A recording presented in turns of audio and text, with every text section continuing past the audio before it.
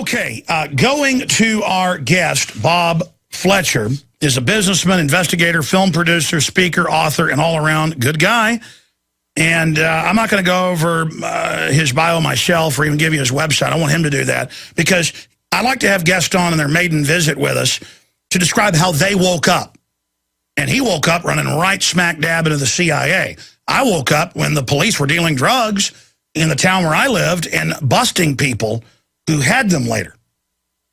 And then I spoke out and they threatened to kill me. So that's how I found the rabbit hole. Bob Fletcher joins us for the balance of the hour. Bob, great to have you on with us today. Tell us about yourself and how you woke up. Very good, and it's my pleasure. Thanks a lot for having me on. And again, it's strange. You and I missed each other all this time. It's my fault. I should have screamed at you, I guess, earlier, and we could have shared some airtime.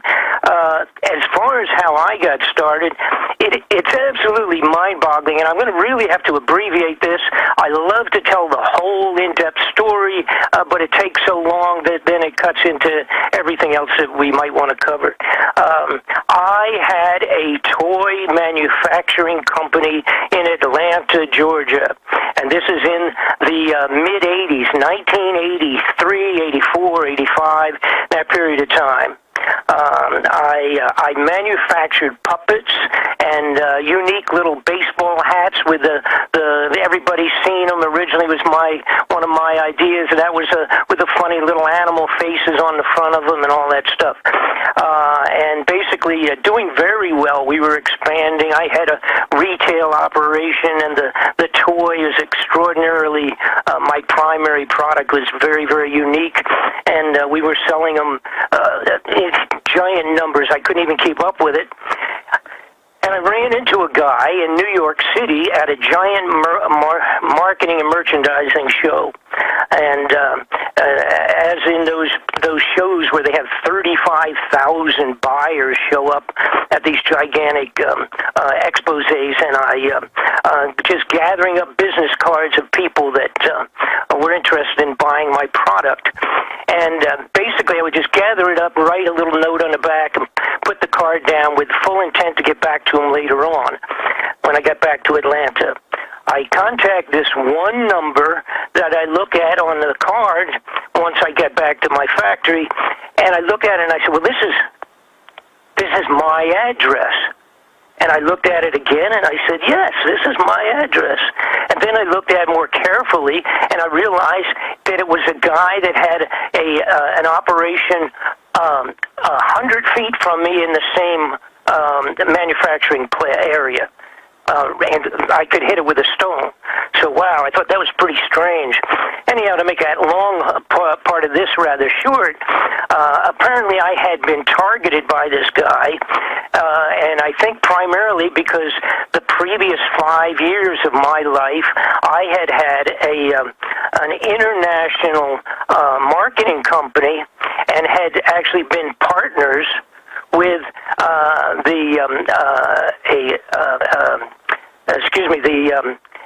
ambassador. Actually, he was the consulate general for the country of Liberia, and we were doing business with West Africa, et cetera, et cetera. And that was a couple years prior to my toy company.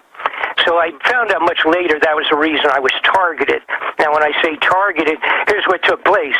I merged my business with this guy.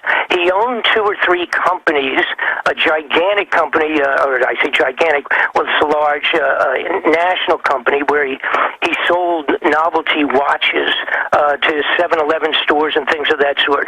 You know, talking $100,000 at a time kind of contracts. So that was pretty big. And he employed 100 people with that company. So I thought I had kind of hit pay dirt. All of a sudden, I had this business partner with tons of money to do what I needed to do with my toy company. Well, the bottom line was this guy was a major covert supplier of weapons for the Central Intelligence operations worldwide. And that's his intent with my company and with the other company that he had, which was his watch company, was using them as covert fronts to be wherever he wanted to be. In my case, he had a full intention of moving and having myself function as a courier into Angola. That's where the African connection comes in. And needless to say, it blew me away. The first couple of months was great. The money was flowing. This guy was going to do television advertising with my toys and et cetera, et cetera. We were just going to go to the moon with what I was doing. However, when one day he said, we're going to have some visitors, I want you to meet them, they turned out to be General Heine Adderholt and General John Singlob, that people would meet a few years later in the Iran Contra investigations.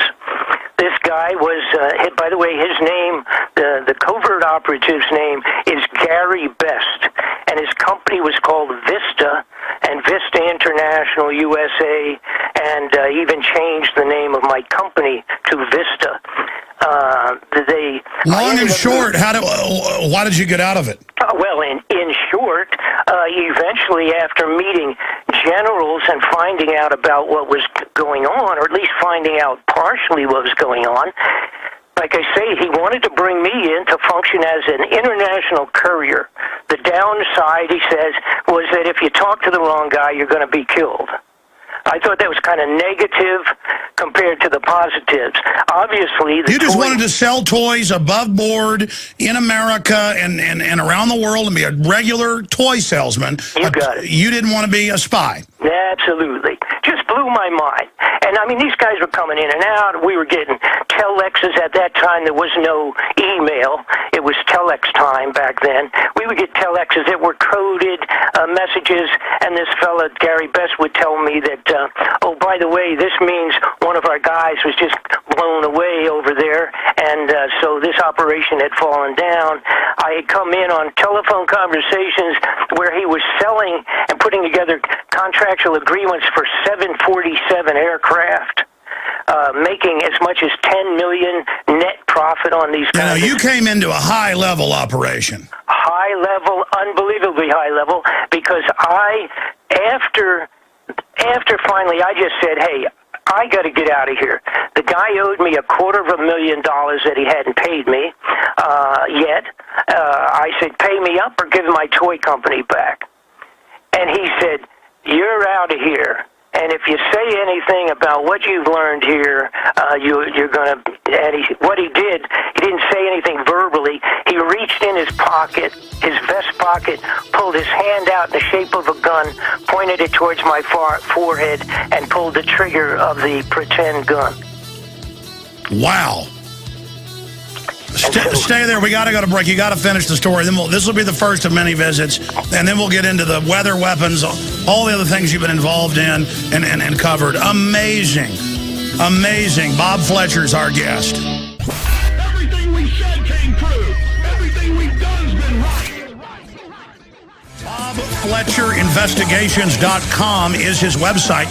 I should add, we have a mutual friend, Emilio Estevez, who actually got Charlie Sheen into, quote, conspiracies. Now, that's who got Charlie into it, and I've met him quite a few times and hung out with him. Great guy, really smart.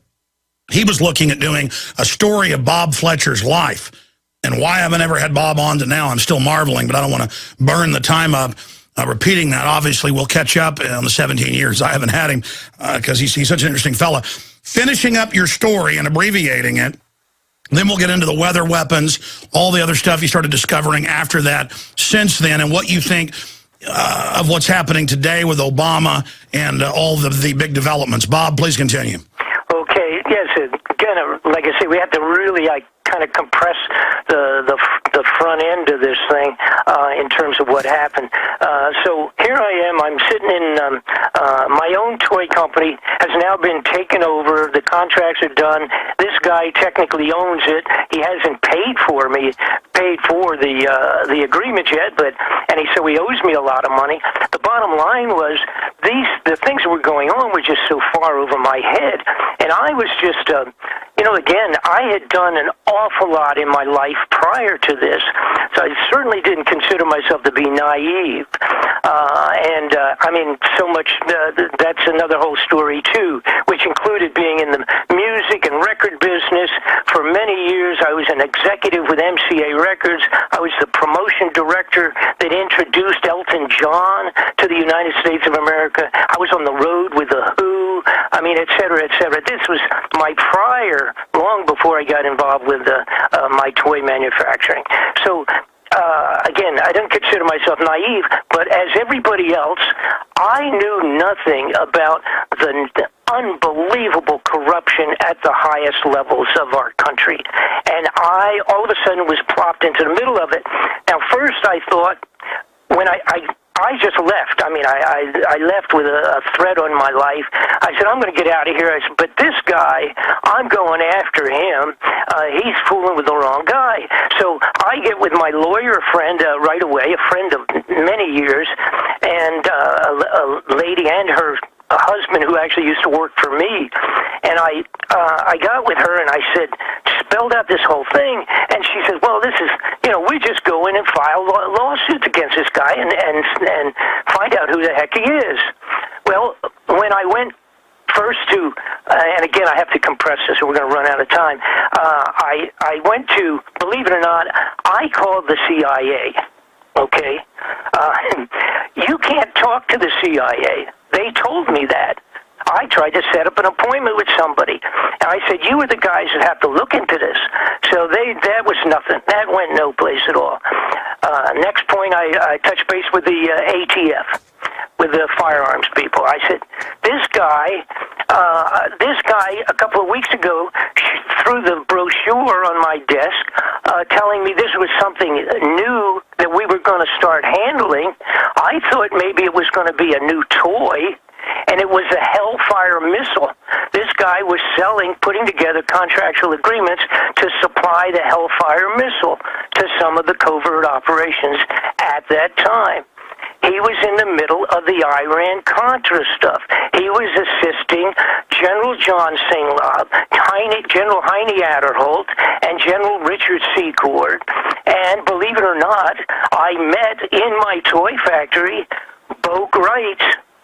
When he came back from one of his POW adventures, Bo came through the factory. I met Bo, and then, of course, later on, Bo and I end up speaking together on the same platforms, the same speaking engagements, and we became close friends, and he even ended up performing my wedding ceremony with my present wife. Anyhow, that's another whole complex, crazy story. But the bottom line was I left, was unable to get any place with finding out who this guy was, who he really was. Nobody, obviously no cooperation. A year later, approximately 1986, 87, I see the Iran Contra stuff is starting to be investigated. Senator John Kerry's people investigating. And I'm watching the TV, and I heard a name or two, and I said, these are the guys that were in my toy factory. So I called up, believe it or not, just called straight in, dialed in, and I contacted Senator John Kerry's office, and I said, these people that you said you didn't know who they were, I know who they are. So one thing led to another, and I became involved with the Iran Contra investigations. I was interviewed as a witness, and I became a federal sworn witness in the Christic Institute's legal action against all of these armed smugglers. You're a brave man, Bob Fletcher, joining us here today, and we'll be right back and get into the latest info with him. I always really enjoy the information that we get from folks who've been fighting tyranny 20, 30, 40, 50, 60 years.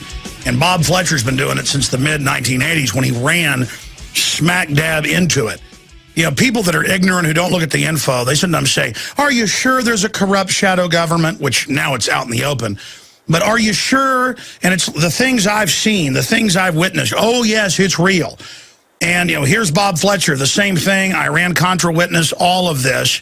To make a long story short, any other points on that? Then let's get into your journey of then discovering this whole shadow system and where that's led you today. And what is number one on your radar right now, what some of your new investigations are, what you're most concerned about? Well, okay, sure. Let's just kind of, like I said, the front end of this thing is amazing, all the ins and outs and everything, which, by the way, I've done.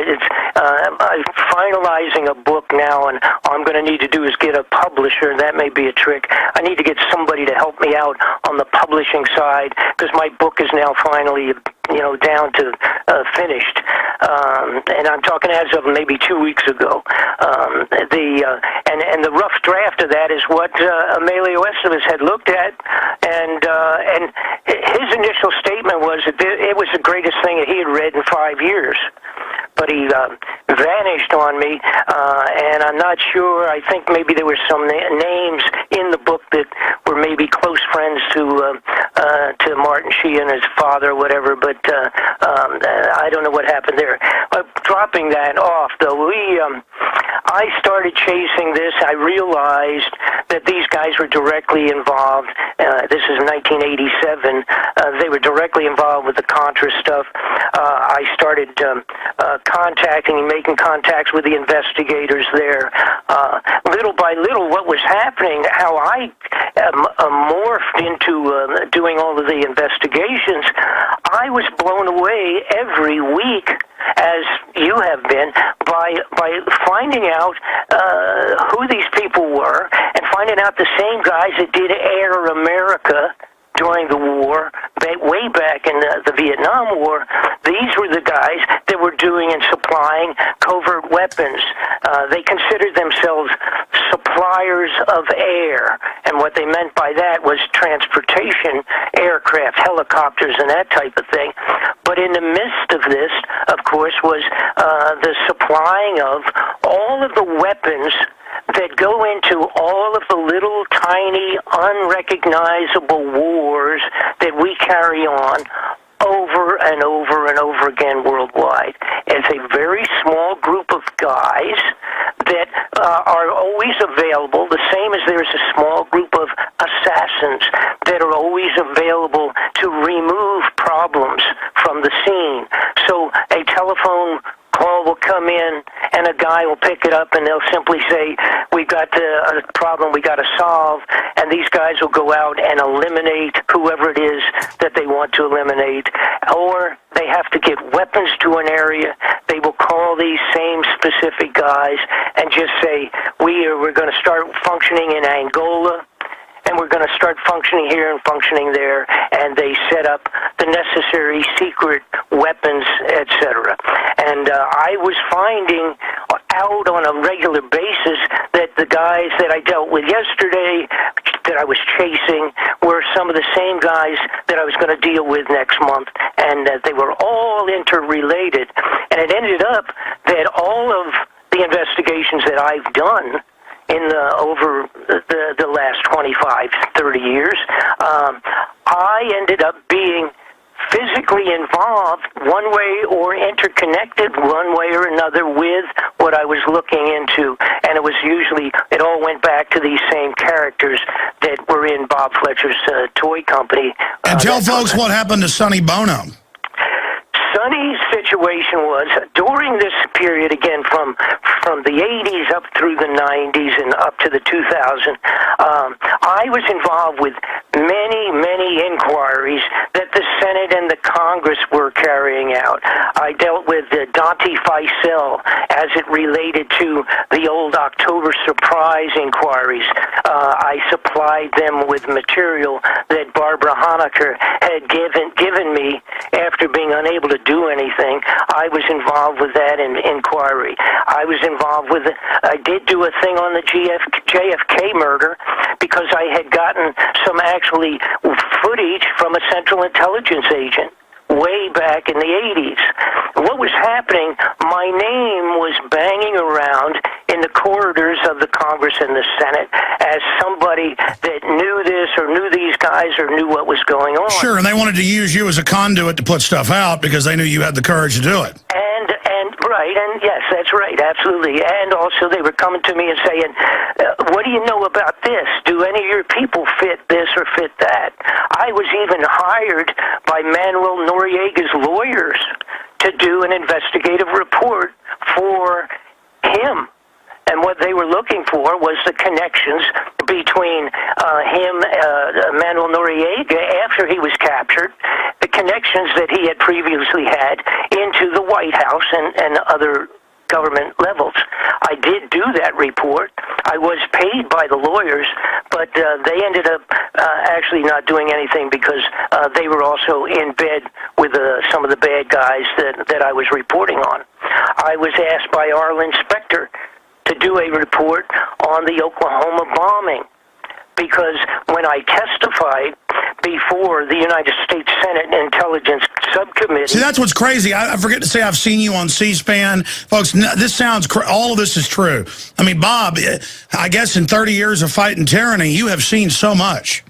Everything, and like I said, it went from one to another, and they were always some kind of an interrelationship. It was either with an event tied to an event, or people that did A and B were doing C and D. And then sometimes the people that were actually doing the crime have somebody investigating it because they want to have an investigation and look like they were looking into it so they can spin it and then use it against other people, and they're all blackmailing each other. I've had high-level former famous spies and others tell me, generals tell me, Jones, the reason you're alive is because, the system, in a way, finds it entertaining, and it's almost a way that everything's just fleshed out so they can look at it from different perspectives, but there's so many different camps involved. No one wants to kill you because you're so well known. Then that can be used to be blackmail against them. So the way it's been put is there's too much paperwork. There's no question about that. That's absolutely, you're right on with that. Now, there have been a couple of attempts.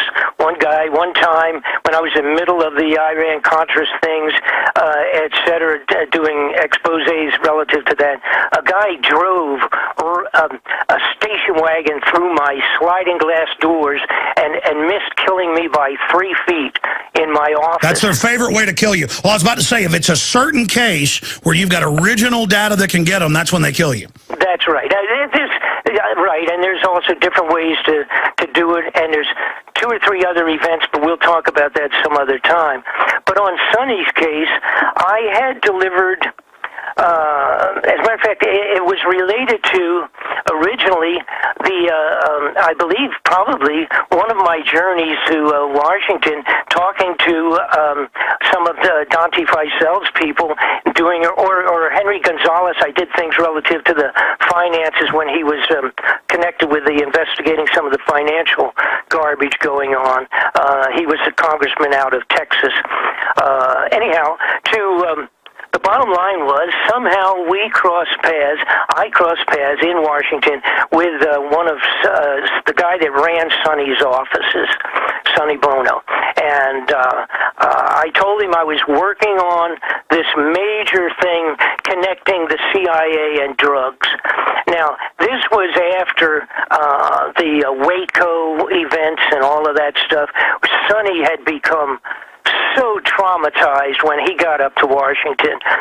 Again, he knew about corruption, but he was destroyed when he started finding out how high it went and how deep it went and how extraordinary it was relative to billions and multi-millions of dollars. I'm going from memory, but didn't he break down and cry over Waco and stuff? Yes, he did. And I remember watching him on C-SPAN because I was addicted to C-SPAN at that time, and he was really starting to get in people's faces, and you could tell he was freaking out that he was in the middle of a bunch of crooks. Yes, he did. He actually broke down and cried. You can look at that from 2 sides. His life and mine were so terribly familiar. I did things in the record business that he did in the record business.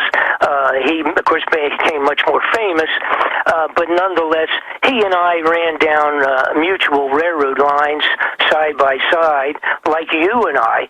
But anyhow, to get back to what took place there, so I I told Sonny was looking into the narcotics, etc., and of course Maxine Waters was doing her theatrical thing relative to it on the floor of the Congress, screaming and yelling about the connections.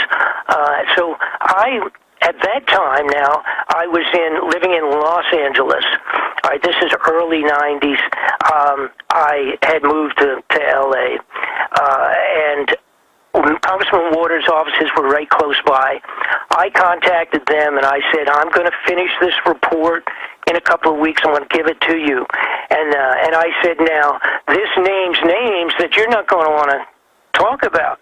You know, and they said, which of course I heard that before, they said, oh, we don't care wherever the chips fall, you know, in the name of honesty, you know, and I thought, yeah, ha-ha, on that one.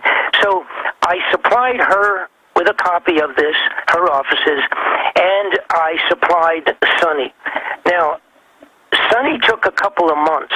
In that interim period of time, Waters slowed down and was no longer screaming and yelling about the narcotics being supplied to the streets of America by our high-level government. Somebody had gotten a message to her because she was on the news before that, I remember. Right. She was going and confronting the CIA director, Mike Rupert was. That was big news then. Right, and Mike and I are good friends, too, by the way. But, okay, so we go. So she did nothing. As a matter of fact, part of that, believe it or not, something that was missed, but Greenspan, Alan Greenspan, visited her, walked the streets of her backyard in California, in Southern California, and promised her $100 million, if I remember right, financial assistance. Now, I don't know where the heck he's supposed to get that assistance, but they got an awful lot of community assistance exactly in this period of time. I'm talking within a couple of weeks of what I'm talking with the report, and that was the end of her. She never complained anymore.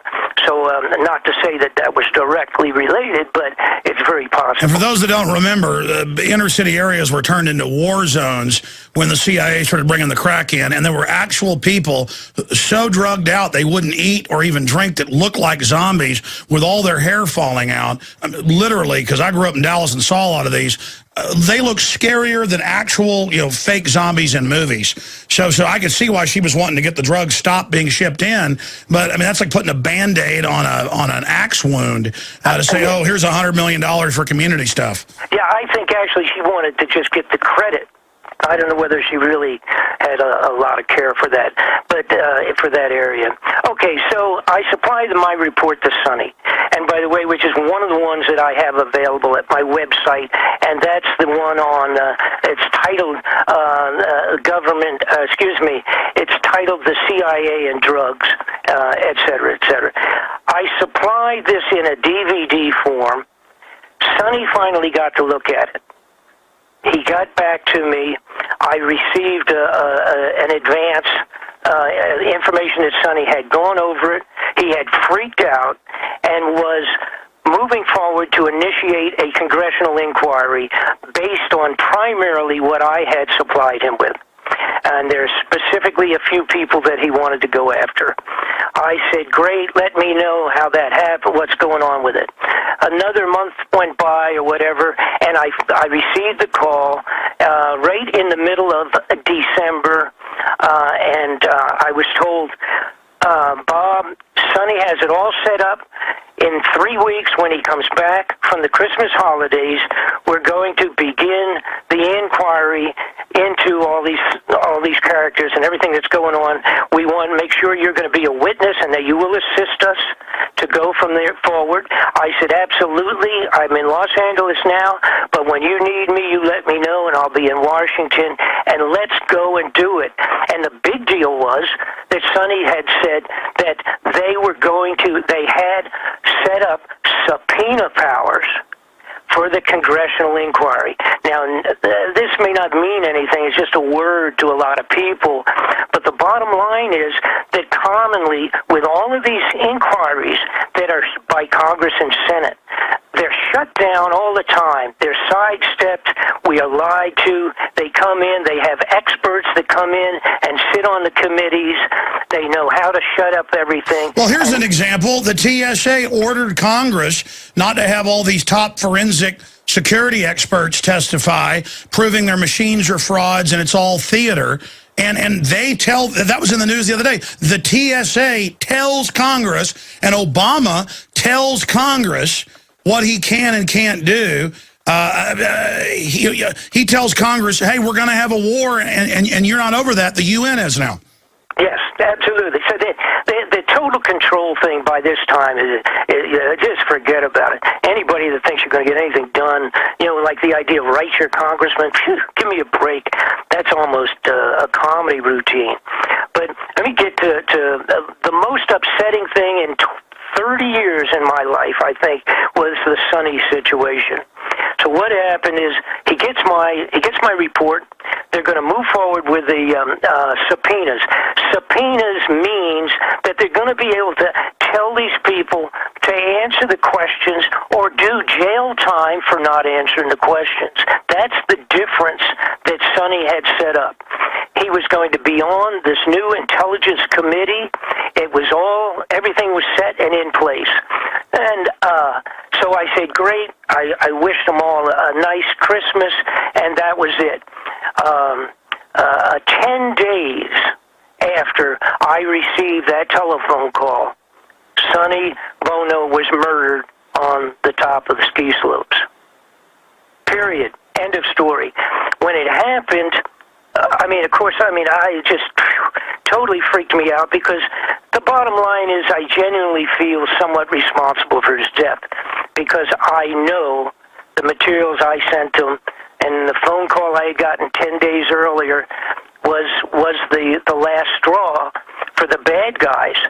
They were in a position to either stop and actually they had to kill and terminate Sonny before he came back, which would have been about 10, 15 days after he was killed.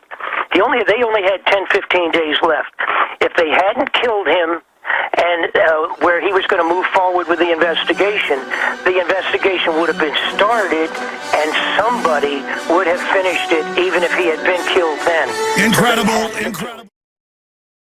Going back to Bob Fletcher of BobFletcherInvestigations.com, finishing up with the Sonny Bono, because I want to spend a little bit of time with you, and then if you want, we'll have you back next week or the week after to really get into weather weapons and everything I originally wanted to get you on with. But I remember 93, 94, watching Access TV, people putting Bob Fletcher investigation videos on, and it was just, I was like, this guy's really credible. I've seen him on C-SPAN testifying to Congress, but then he's talking about weather weapons. That was just too far out for me. Now it's just, the government's weather modifying, but it's secret. And it's everything Bob exposed. So I'm going to do a whole hour with him on how he knew all that. But finishing up with Sonny Bono's murder. Okay, sure enough. And like I say, we end up running out of time because whatever, we're talking 30 years of crazy stuff here. So with Sonny's case, I called Sonny's office right away to my longtime associate up there for a few years, and he would not take my calls. Now, this is a guy I normally would eat lunch with in Washington, and so this was right afterwards. So then I knew I was right. The worst situation had happened, that he had been hit. So I started chasing it, and I had done a profuse inquiry. It took me a long time. They were totally withholding the autopsy reports, which I guess I'm still the only guy that's gotten it.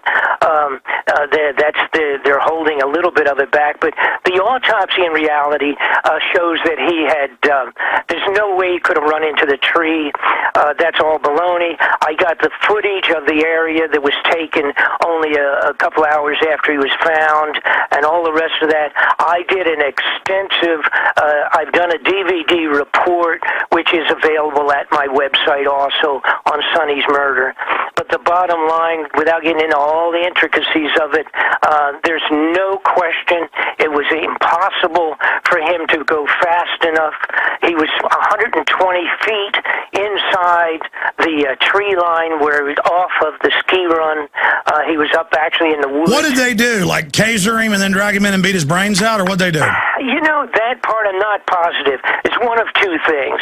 Either they had a deal somehow to like meet him. It's possible somebody told him they were going to give him information for his investigation, meet him secretly there, or he was hit someplace else and brought up on a ski sled and then rolled over into the snow and dragged up against the tree. But he was pistol whipped on the right side of his head, probably by a left-handed assassin. Yeah. Well, they said on the news, Benazir Bhutto hit her head. She's on tape being machine gunned. We'll be right back. We're catching up on 17 years of me never having Bob Fletcher on air. We're tentatively setting him up for next Thursday in the 3rd hour. He'll be on sometime with us next week, probably next Thursday. We have a special guest, by the way, on the Nightly News. I'll tell you about that coming up in the next segment. But listen, for folks that aren't online and can't go to BobFletcherInvestigations.com to check out your films and materials and special reports there that are in text, is there a P.O. box or some other way for folks to contact you? Yes, as a matter of fact. Guys, grab up a pencil there. It's Post Office Box 216. Bayview, B-A-Y-V-I-E-W, Idaho 83803. That's 216, Bayview, Idaho 83803. And drop us a note if you're not online. We'll send you a little catalog, shows you what we've been doing. Wonderful. We've only got 4 minutes left with you, and you're on next week, graciously. On the world today, on all the craziness, the NDAA, I mean, everything you talked about's come true. I mean, this is crazy. What's your view in the general world, where we're headed, what the New World Order's up to? Well, it's going to be interesting because I'm not sure. They're having to mix the crazy stuff that they're artificially put on us with some of the real changes of the earth, so to speak, that may put us into dire emergencies. So between the false stuff that they're applying and the real stuff that's coming down from nature, I don't know if they know what to do. But what's really spooky, and I have not investigated very much, is the multitude of gigantic underground facilities that the bad guys have spent our money on, yes, preparing for themselves to have a place to jump and hide when the stuff hits the fan. And so, I don't know, it's putting them into a little trick bag. I don't know what they think they're going to be controlling if, in fact, everything's blown up and flown apart above ground. All right, well, the first thing we're going to cover then is weather modification and deep underground bases, which they admit they've built, but again, that's secret. The details are secret. Unbelievable amounts of money there. What else are we going to cover next week? Well, we can talk about, of course, I'll tell you something, that is some brand new things that nobody's ever even, I've not even talked much about, is the bombs, the Oklahoma. You know, we have the anniversary coming up in a couple of weeks on the Oklahoma bombing, and I have connections that I will talk about for the first time on your show relative to what I've discovered on that. It's really, it really freaked me out, and it's very real about who was involved with some of that, the rest of the bombs. That you better say real quick and get the details next week. We don't want you to die in a skiing accident. Just real fast, who? Oh, and Gary Best, the arms dealer that was in my company, I found out, had moved temporarily 1.5 miles away from the bomb site and had previously supplied electronic detonators for C4 plastics for the Contras, and he was in Oklahoma with a covert operation. Well, we know the head of anti-terrorism was there and got caught lying about it. Well, and of course they did retrieve a couple of bombs that did not go off. Yeah, that was on the news. And they disappeared. Yeah, we have that all on video, of course. Well, we can talk about that, and or we can talk about some of the weapons that people just would not believe that we utilized and tested down in Panama when we invaded the Panama. We did the Panama invasion. Super weapons. Right. Well, laser weapons that melted humans.